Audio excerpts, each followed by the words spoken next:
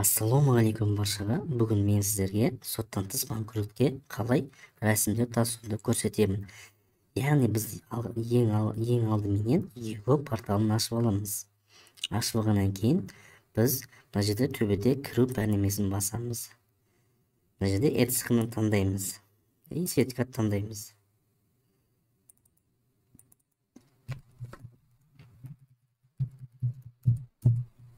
Мына жерде мен өзімнің ETSP ключімен кірдім. Яғни мына жерде мен өзімнің аты жөніммен кірдім. Одан кейін мына жерде қараңыздар, соттан тыс банкроттық рәсімін қолдану дейді. Осыны басамыз. Басқаннан кейін мына онлайн сұрауды басамыз. Онлайн сұрауды басқаннан кейін мына жерде қараңыз. Соттан тыс банкрот дегенді басамыз. Соттан тыс банкроттық басқаннан кейін мына жерде кодты тереміз.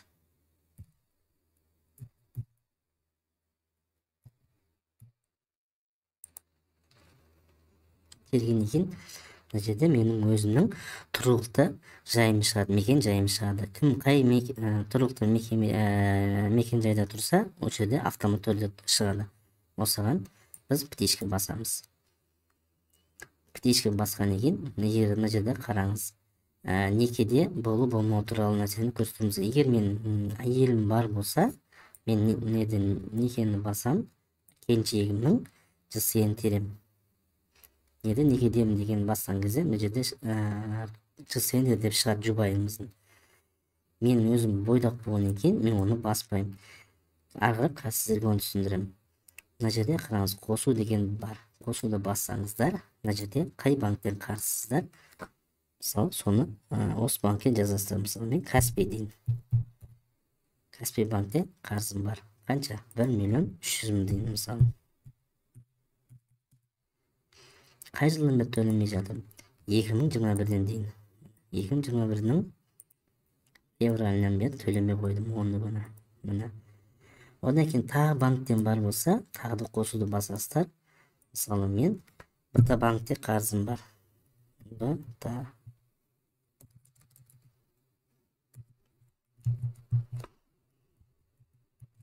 БТ банкте басам. Одан мен 2.600.000 қарызым. Төлемегеніме 2021-ден бері төлемеймін. Марттың 11-неден бері. Енді мен мына жерде өзімнің мекен жайымды басам. Мекен жайым болғанда қалай? Мен Түркістан облысына қараймын. Түркістан облысын таңдаймын. Одан кейін Түркістан облысының Қазығұрт ауданын таңдаймын. Ордабасы бар, Бәйдібек, Сарыағаш, Сайрам, Түлкібас, Шардара бәрі бар. Мен Қазығұртта мекен жайында тұрғаннан кейін мен Қазығұртты таңдаймын. Мына жерде қосу дегенді басасыздар. Қосуға сіздер банктен жаңағыда бір не тасайды, арыз тасайсыздар, бір төлемау жайлы туралы.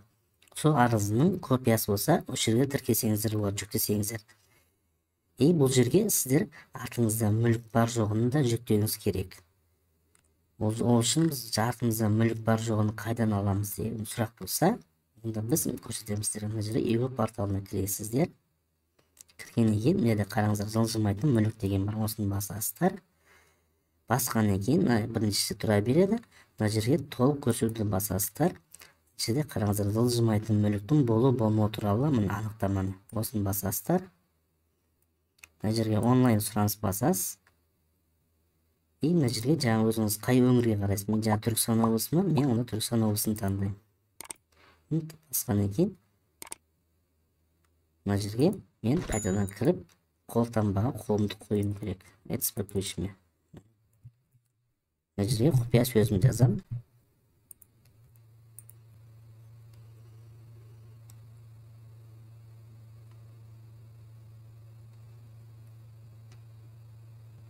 Міне 20 минуттың ішінде алынды дейді, бірақ маған ол сразу келді. Қараңыз, жылжымайтын мүліктің болмау туралы анықтама. Мына осыны басам, мына жерде өзіме сохранить етіп аламын.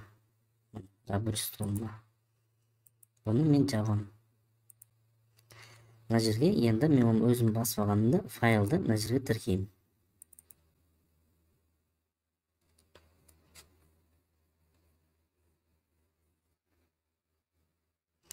Енді астына түсем. Мына жерде қараңыздар, соңғы 6 ай деп тұр.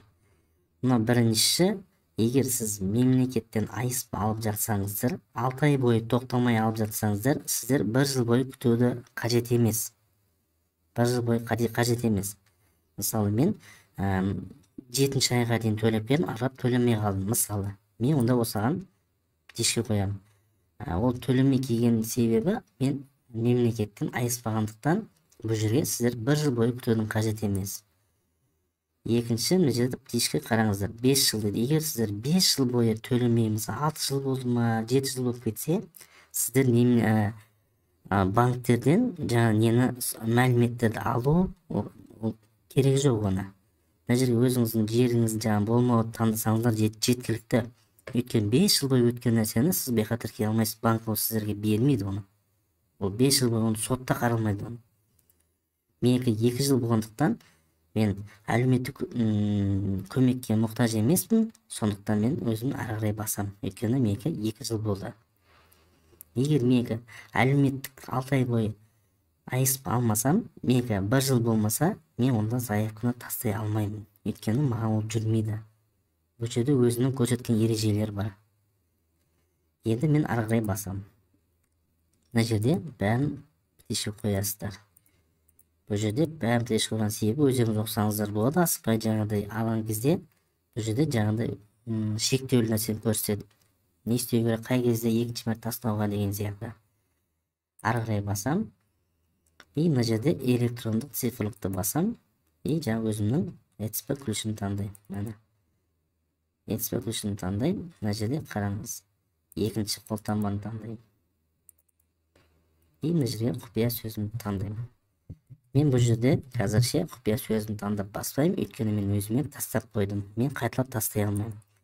Ендігі тағы бір сұрақ бар. Мен әр банктердің кредитінің қанша екенін білмеймін. Банктен білген жағдайдың өзіне займдардан білмеймін дейтін адамдар бар. Мен мысалы бір 5 жерден алдым ба, 6 жерден алдым ба, қанша займ алғанын мен білмеймін десеңіздер, онда сіздер мынау id.mkb.kz сайтына кірсеңіздер болады. Ол жерден сіздердің қанша қарыз екенін, қай банкте алғаныңызды, қай уақытта алғаныңызды, қай кезден төлемей жатқанын бәрін алуға болады ол жерден. Міне, жеке тұлға болсаңыз, жеке тұлғаны басып кіресіз, заңды тұлға болсаңыз, заңды тұлғаны басып кіресіз. Мына жерде кіруді басамын.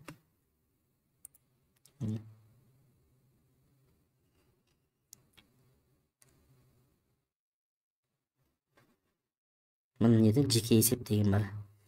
Неде дербес есеп деген бар. Жеке есеп болса, жеке есептен алып көресіздер.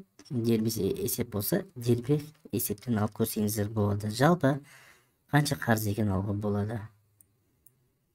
Мына жерде мен алып қойдым, қазір маған істемей жатыр, уже бермей жатыр. Енді қараңыздар.